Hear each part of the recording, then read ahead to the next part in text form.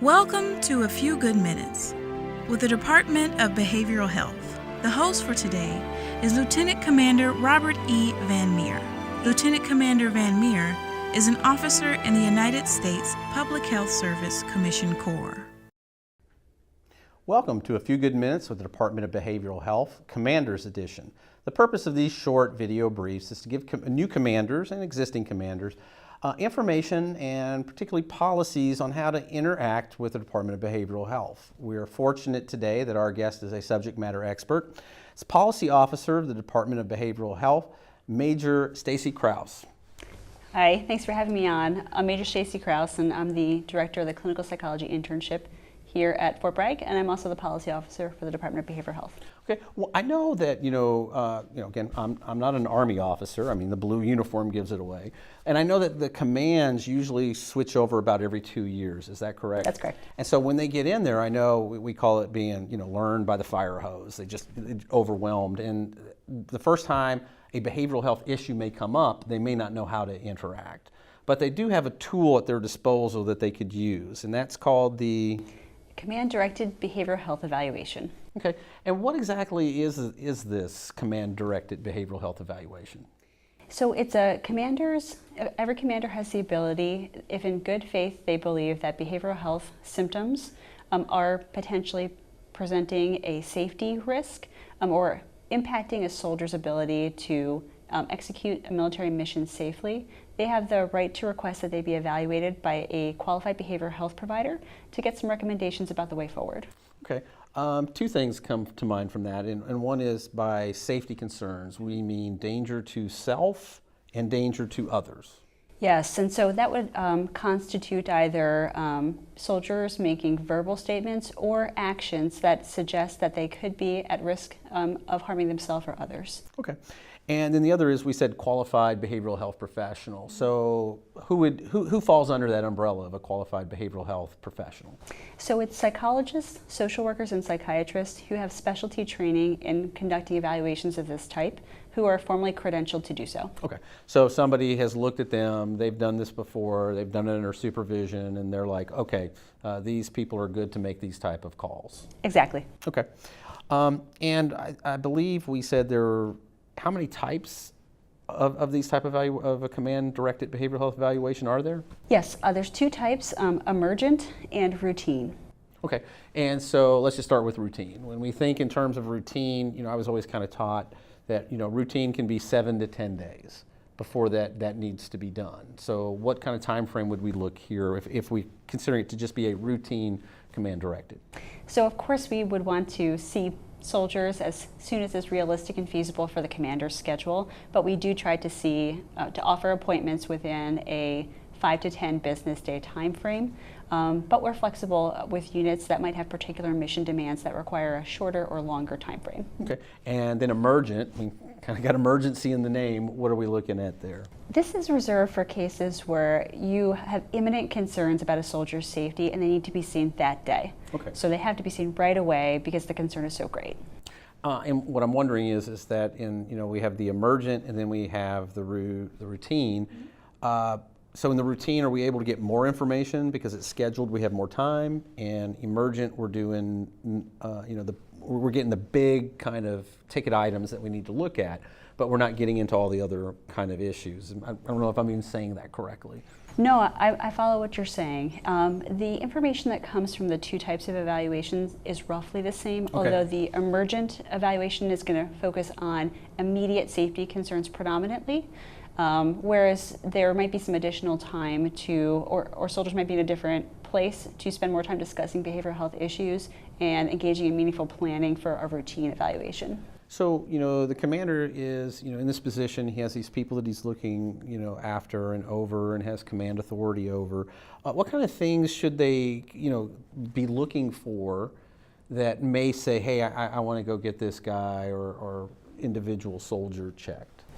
So first and foremost, I think that for emergent command-directed behavioral health evaluations, we're looking at indicators of risk of harm to self or others. So making statements to friends that they're thinking about ending their own life or harming somebody else. Or making a Facebook post. Or Instagram. Or hashtag. And Absolutely. Text messaging. Right. So in today's modern age, that comes in many forms, but Yes. Any indicator like that might be suggestive that you need an emergent command-directed behavioral health evaluation. Okay. So let's say, the commander is sitting there and he goes, yes, I need this person checked by behavioral health. What steps do they take? So the first thing that they would do, I'd recommend that they call their local behavioral health clinic. And make sure they find out which one they're aligned to. Absolutely. And if you don't know, call anyone. We'll help you figure it out. Right, exactly. So all you're going to do is you're going to say that you would like to make a referral for a command-directed behavioral health evaluation, and they'll have you speak with a provider immediately who will talk to you about your concerns, and they can actually help you to make a decision about whether it should be emergent or routine if you need some help making the determination. Okay. Now, of course, this is the military, so there's forms. Yes. So where do they get the form? Do they have the form? Do we give them the form? Right. So when commanders are requesting this type of evaluation, they have to fill out the Fort Bragg form number 1462, which we call the Fort Bragg 1462. Okay. And you can get this a number of ways. So when you're speaking to the provider on the phone, they can email it directly to you. Okay. You can also stop into any behavioral health clinic on the installation and pick up a hard copy. Okay. And so they send that with the person on the appointment. Do they need to be an escort? Yes. So there should be an escort who's prepared to stay with the soldier in the waiting room for the duration of the appointment. The soldier who is escorting needs to be of a higher rank than the soldier who's there for the evaluation, and they should be at least an E5. Okay. Ideally, they should also be of the same sex as the soldier who is there being evaluated, in case they have to have a higher level of monitoring to include going into facilities that are restricted by sex. Okay.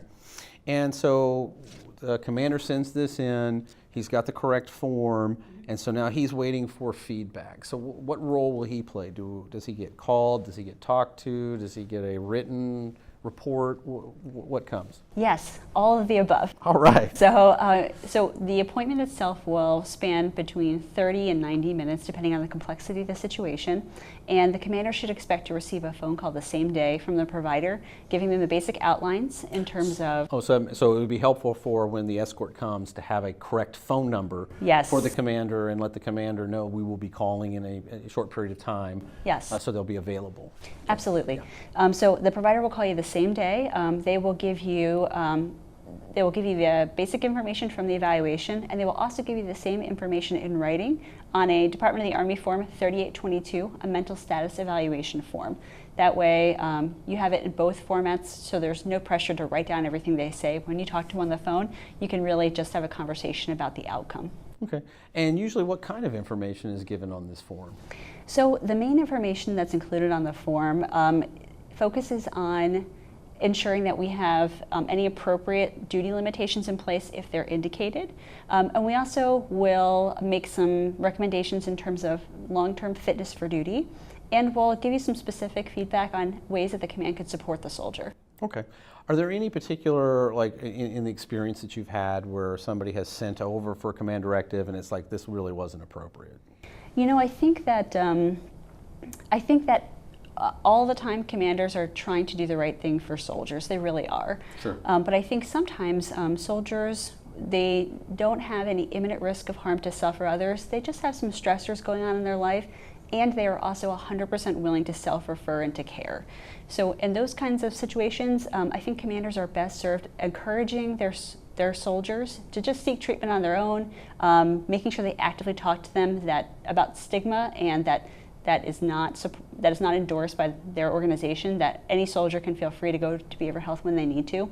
Okay. So encouraging soldiers to come to behavioral health to take care of themselves can actually help to avoid unnecessary command-directed behavioral health evaluation. Yeah, and it kind of goes back to what we said earlier. If the commander calls and can get in touch with a behavioral health professional who could then walk them through and kind of hear and say, that sounds like they could probably just come and schedule an appointment if they're willing. Right. Or no, you really need to escort this person over like immediately. Right away.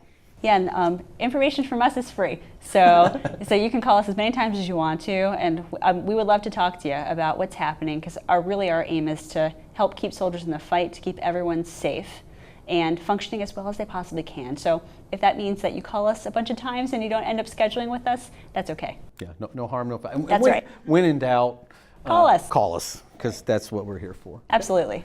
Any other kind of ideas or tidbits that you can think of in terms of this procedure that we would like the commanders to know? I think that the only other thing I would note is that after the appointment, your escort, so you can come in person if you'd like to, or you can send a command escort as long as they're an E5 or higher to pick up the written documentation that we'll produce for you. And we'll actually keep it in a sealed envelope that's directed just to your attention as the commander. So you can feel free to come by the clinic and meet us and pick up your paperwork, or we are too happy to sign that over to your command designee. Okay, and usually when we do call and we want to speak to the commander, we need to be speaking to the commanding officer, or not someone else in the chain. That's correct. Although we have the greatest respect for everyone in the chain of command, Absolutely. by policy and regulation, this communication can only happen between behavioral health and the person who has active command authority at that time. Okay, well, that's good. All right, thanks for coming in, and hopefully this information will be useful to commanders, and they will be able to feel a little bit more confident in this procedure. And providing us with this information, I think it's been very informative. Thank you. Okay. This has been A Few Good Minutes with the Department of Behavioral Health, the Commander's Edition. It is an honor to serve our servicemen and women, one team, one purpose.